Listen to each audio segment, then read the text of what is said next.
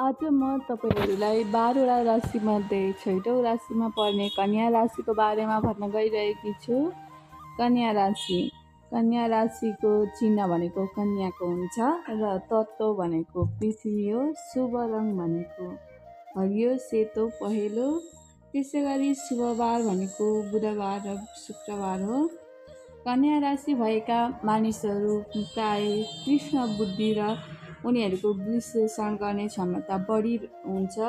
उनीहरू मेहनती र अनुशासित हुन्छन्।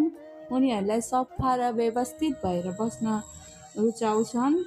उनीहरू सच्चा सल्लाहकार हुन्। उनीहरूको दिमागले तपाईँहरूले सोच्न नसक्ने किसिम गरेर सोचिरहेको हुन्छ। त्यसैले उनीहरूको सल्लाह मान्ने मान्छेहरू प्राय सफल हुन्छन्। उनीहरूलाई